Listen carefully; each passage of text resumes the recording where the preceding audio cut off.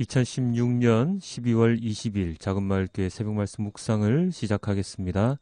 우리 함께 찬송가 200장 함께 찬양하겠습니다.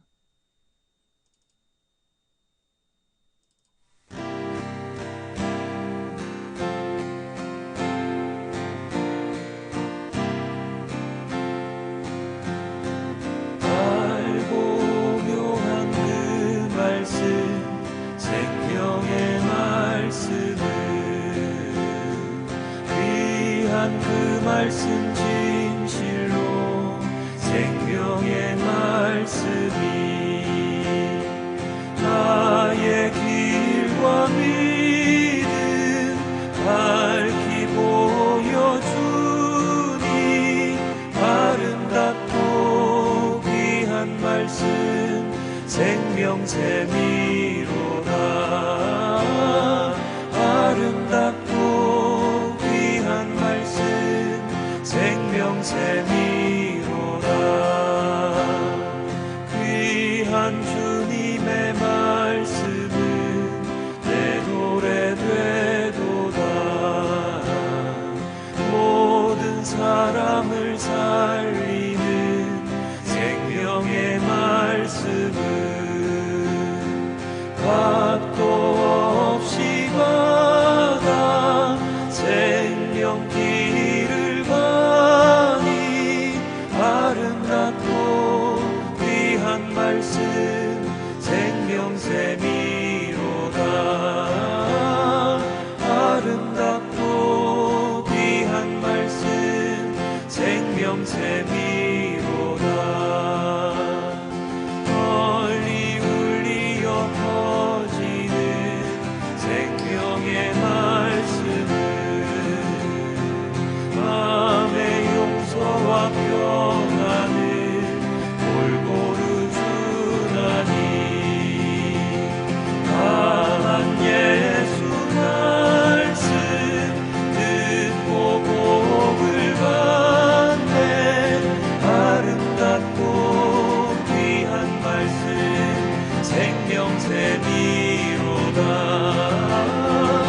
아름답고 귀한 말씀 생명샘이로다. 아름답고 귀한 말씀 생명샘이로다.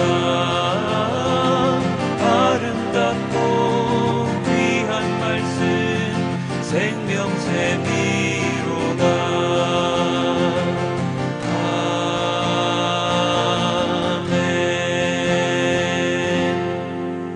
하나님 너무나도 감사합니다. 아름답고 귀한 달고 오묘한 그 말씀에 의지하며 그 말씀에 순종하며 살아가는 우리 모두가 될 수 있도록 아버지 하나님 저희의 오늘 하루를 지켜 주시옵소서. 이 모든 말씀 우리 주 예수 그리스도 이름으로 기도드렸습니다. 아멘. 오늘부터 학개서를 우리 함께 보도록 하겠습니다. 우리 학개서 1장 1절부터 11절까지의 말씀인데요. 우리 함께 보도록 하겠습니다.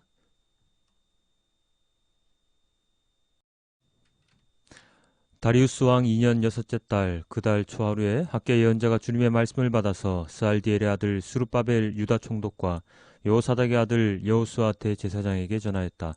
만군의 주님께서 이렇게 말씀하신다. 이 백성이 말하기를 때가 되지 않았다. 주님의 성전을 지을 때가 되지 않았다고 한다.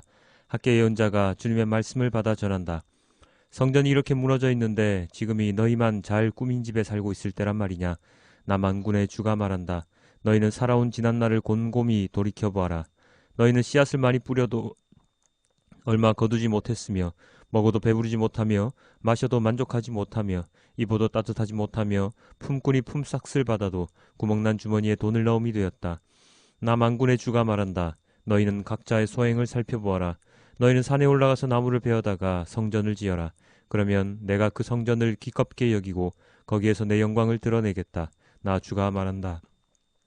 너희가 많이 거두기를 바랐으나 얼마 거두지 못했고 너희가 집으로 거두어 들였으나 내가 그것을 흩어버렸다. 그 까닭이 무엇이냐? 나 만군의 주의 말이다.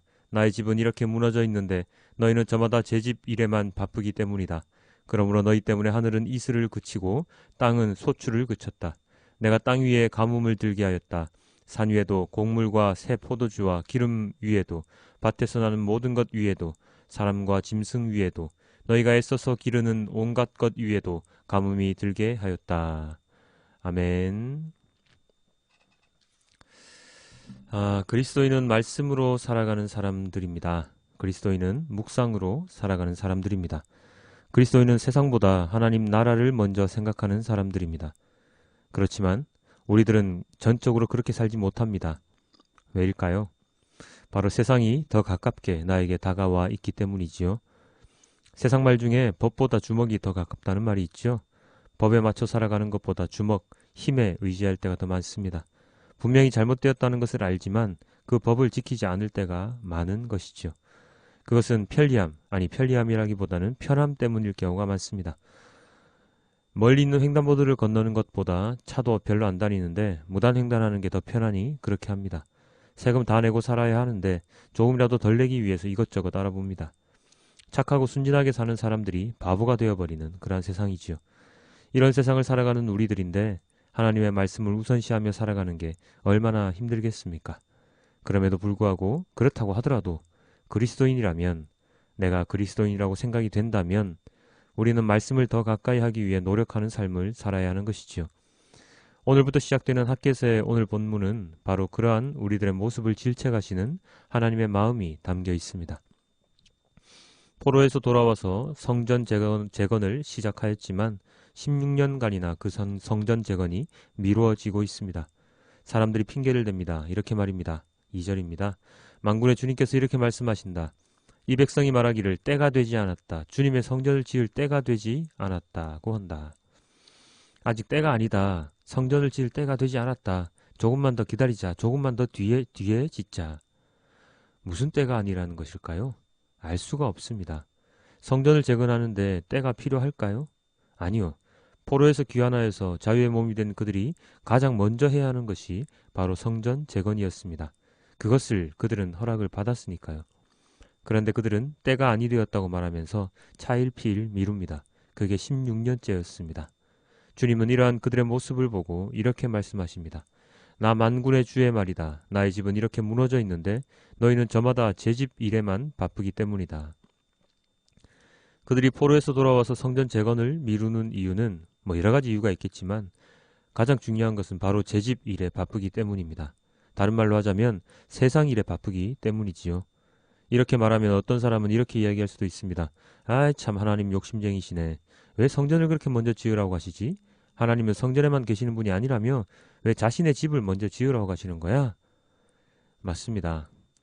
하나님은 성전 재건이 어쩌면 필요하지 않으신 분일지도 모릅니다. 성전을 재건하든 말든 하나님은 이 세상 모든 곳에서 우리를 바라보고 그리고 돌봐주고 계십니다. 성전이 없어도 잠을 못 주무시는 분도 아니고 아이들처럼 성전 지어달라고 떼를 쓰시는 분도 아닙니다. 그렇다면 왜 하나님께서는 성전 건축에 대한 이야기를 하실까요? 그것은 바로 이스라엘 백성들이, 이들은 선민인데요. 하나님께서 선택하신 그런 민족인데 그들의 관심이 하나님에게서 멀어지고 있기 때문입니다. 그들이 하나님만을 섬기는 자로서 선택을 받았다면 가장 먼저 1순위로 하나님을 생각하고 하나님 말씀을 생각하고 묵상하고 말씀에 따라 살아가는 자들이었어야 합니다. 그런데 그들은 세상 일에 바빠서 하나님을 등한시하였습니다. 하나님을 생각하지 않았습니다. 헛된 세상 일에 매몰되어서 하나님의 노여움을 사게 된 것입니다. 아무리 열심히 일해도 아무리 열심히 모아도 그들이 모으고 일한 것들은 한낱 허상에 불과합니다. 하나님께서 그냥 흩어버리시면 아무것도 아닌 것이 되는 그것에 그들은 관심을 가지고 집중하며 살아갑니다. 정작 중요한 것이 무엇인지 모른 채 살아가는 것이지요. 하나님의 성전 재건에 대한 명령은 이러한 잘못된 길을 가는 백성들에게 올바른 일이 무엇인지를 알려주시는 메시지이신 것입니다. 만약 백성들이 하나님을 제대로 섬기는 삶을 살았다면, 포로에서 귀환해서 진정한 신앙인으로 살아갔다면 하나님께서 이러한 말씀을 하실 이유가 없으시지요. 마찬가지입니다. 오늘날 살아가는 그리스도인들, 내가 그리스도인이라면 세상의 일보다도 하나님의 일에 더 관심을 가지고 말씀에 집중하는 삶을 살아야 합니다. 하나님 말씀이 최우선이고 그 다음이 세상 일이어야 합니다. 하나님 나라와 그 의를 먼저 생각하면 우리에게 필요한 모든 것을 하나님께서 채워주신다고 예수님께서 분명히 말씀하셨지요. 우리 삶의 우선순위를 우리는 제대로 깨달아야 합니다. 거기에 집중해야 합니다. 형식적인 예배나 헌금, 기도, 찬양 등등에 매몰되지 않고 내 삶 가운데 진정 말씀을 가까이 하고 그 말씀에 순종하는 삶을 살아가는 우리들이 되어야 합니다. 그래서 매일같이 말씀을 묵상하고 나의 신앙을 더욱 성장시키는 우리가 되어야 하는 것입니다. 신앙은 다른 이들이 성장시켜 줄 수 없습니다. 아무리 위대한 목사라도 한 사람 한 영혼의 구원을 책임질 수 없습니다. 신앙과 구원, 하나님 나라는 온전히 개인의 일입니다. 그의 삶에서 증명되고 그의 삶을 통해 확증되고 그의 삶이 얼마나 신실한가에 따라 모든 것이 결정된다는 것, 그것을 우리는 깨달아야 합니다. 하나님은 선하시지만 하나님을 떠나 살아가는 자들에게는 엄격하신 분이십니다. 죄는 결코 용서하지 않으시는 분이시지요. 오늘 이후 묵상하게 될 학개서의 내용을 통해서 우리는 이 모든 것을 깨닫고 소홀해지는 우리의 말씀 묵상을 더욱 견고하게 충실하게 하는 우리 모두가 될 수 있기를 소망해 봅니다. 기도하겠습니다. 아버지 하나님, 너무나도 감사합니다. 우리의 일에 매달려서 하나님 일에 소홀히 하고 하나님을 생각하는 일에 소홀히 하고 하나님을 멀리 떠나 살아가고 있는 우리 모두를 용서하여 주시옵소서. 학개 선지자가 우리에게 이야기합니다. 성전 재건을 하라고. 그 말이 무슨 뜻이겠습니까? 주님의 일에 더욱더 열심을 다하라는 말이 아니겠습니까? 하나님은 필요한 게 없으신 분이십니다. 하지만 하나님을 떠나 살아가는 우리들의 모습에 대해서는 절대로 용서하지 않으시는 분이십니다. 그러하기에 우리에게 또다시 말씀해 주십니다.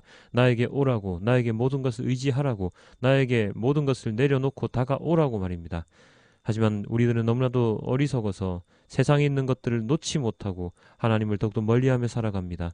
아버지 하나님, 이런 저희를 용서해 주시고 끝까지 손을 놓지 않으시는 주님께서 우리를 끝까지 책임져 주시고 끝끝내 주님께 돌아와 하나님의 자녀로서 살아갈 수 있는 영원한 우리가 될 수 있도록 아버지 하나님 인도하여 주시옵소서. 아버지 하나님, 오늘 하루도 주님께 의탁합니다. 우리의 모든 것들을 하나님께서 책임져 주시옵소서.